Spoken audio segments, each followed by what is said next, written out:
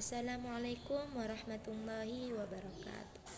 Perkenalkan, nama saya Zainatul Mutmainnah, mahasiswa Prodi Tadris Bahasa Indonesia kelas C dengan NIM 21381072038. Video saya kali ini saya buat untuk memenuhi UAS mata kuliah keterampilan menyimak dengan judul teks prosedur.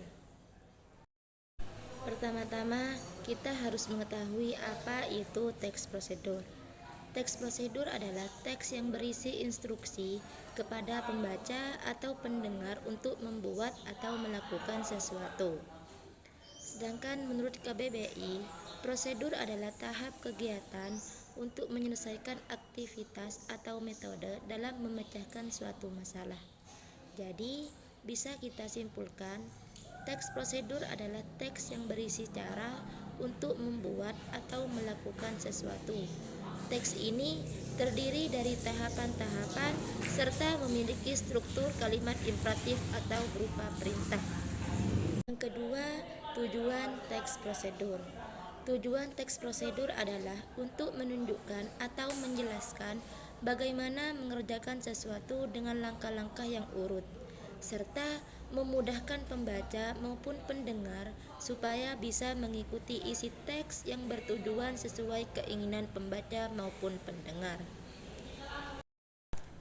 Yang ketiga, struktur teks prosedur.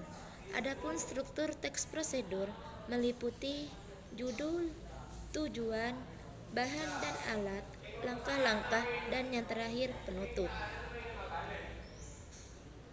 Jadi, tujuan di sini adalah pengantar umum sebagai penanda apa yang akan dibuat, dilakukan, atau motivasi. Yang ketiga, bahan dan alat, yaitu merinci bahan dan alat dengan ukuran yang akurat. Yang keempat, langkah-langkah, urutan langkah secara rinci dan bertahap. Yang terakhir, penutup yang berisi penekanan isi dan kata-kata motivasi serta bersifat opsional. Ciri-ciri teks prosedur. Yang pertama, menggunakan kalimat perintah. Yang kedua, terdapat panduan yang harus dilakukan. Yang ketiga, menggunakan kata kerja aktif. Yang keempat, terdapat aturan. Yang kelima, menggunakan konjungsi. Yang keenam, terdapat kata kerangan. Dan yang ketujuh, terdapat isi kegiatan. Setelah kita mengetahui pengertian, struktur, ciri-ciri, dan tujuan, kita juga harus mengetahui apa itu jenis teks prosedur. Yang pertama, teks prosedur sederhana. Teks prosedur sederhana berisi langkah-langkah yang terdiri dari 3 sampai 4 tahap. Contoh teks prosedur sederhana adalah cara menghidupkan televisi, cara membuat teh hangat, cara membuat kopi, dan lain sebagainya. Yang kedua, teks prosedur kompleks. Teks prosedur kompleks terdiri dari banyak langkah, seperti cara membuat donat, cara membuat email, cara merajut tas, dan lain sebagainya. Dan yang ketiga, teks prosedur protokol.